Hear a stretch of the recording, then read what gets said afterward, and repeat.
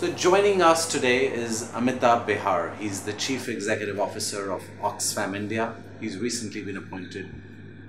The idea is to understand how Oxfam tries to change the situation for poor people in India. So, Amitabh, Oxfam is an NGO which operates out of India. You spend nearly 60 crores in India every year. Explain to us the role that Oxfam tries to play in a country like India. So, Oxfam has a very rich history in India. It's worked for several decades. And I would say we've primarily done two roles. One is to strengthen Indian civil society, which has been working on issues of development. And in the last 10 years, when we have transitioned into an Indian entity, we are now a completely Indian entity, where we have started also getting into direct campaigning, advocacy, and research work. So it's a twin model of supporting, strengthening local civil society, and also getting into direct developmental work. One of your focus areas, and I know you come out with a report every year, the big difference between the poor and the rich. Very few rich people own a lot of the wealth. Sure. And to reduce that gap has been kind of one of the focuses of Oxfam. How important it is. I know I've heard the other flip side saying it doesn't matter if there are that many rich people as long as they create jobs and they distribute money. But explain to us, what is your perspective on this? So, Oxfam globally in India, we've been now working a lot on the question of inequality, and we think it's one of the central questions that need to be addressed by any government and any society. The levels of inequality have almost become obscene. And what we are realizing is that the impact of this growing inequality is disproportionately higher for the most vulnerable.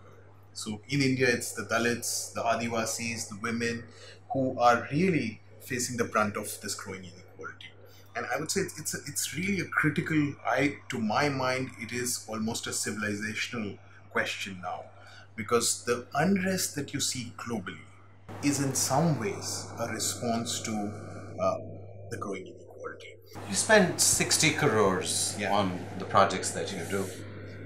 Uh, Tell me, what do you spend on in terms of what do we see on the ground change? So Oxfam has been fairly big on humanitarian support. So there can be very, I would say, inspiring uh, change stories that we've been part of in terms of providing support post disasters. For instance, we've been supporting, say, the flood relief in Northeast, in Assam, in Karimganj district. We've done some good work, and Oxfam is very well known for particularly providing clean water. So one big chunk of our work is around humanitarian direct relief and support to the affected communities.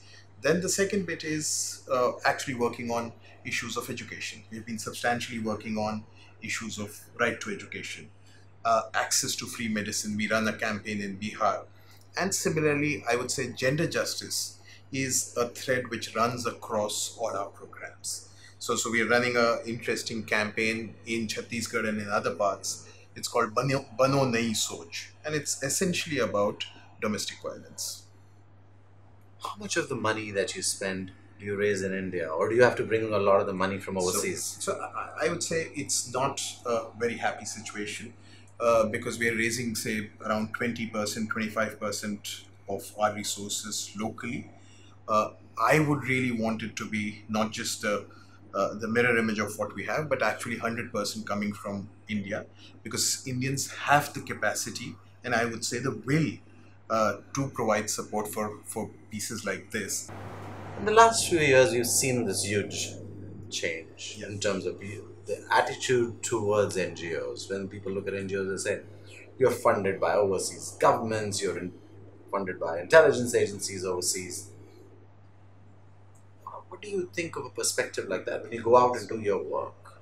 So, one, for Oxfam, we need to be fairly clear that it's not funded by governments. A significant chunk of our resources, even globally, come from common people who are just paying the £10 or a $10 a day. So it's really people who express their solidarity with people all around the world. But I take your point that that narrative has been gradually being built. Uh, but I would completely disagree with that, because much of the work that we are doing is very much in line with the constitutional values. And I'm not just talking of Oxfam. I would say even the more difficult organizations which get into more messy issues, so to speak, politically, are doing work in line with the constitution, in line with the laws and policies of this country. Great. Thank you very much, Amitabh. And hopefully, you'll be able to do a great job with India and make sure that you can get rid of some poverty out of here and work with communities. So Thank you. we have to see what these NGOs do, how they bring value to India, and then begin making those decisions. I know it's an easy narrative to say these NGOs work for intelligence agencies or other governments and try to put India down. But I don't think that's always the goal. The goal is to make sure that the poor, can't stay poor for the rest of their lives.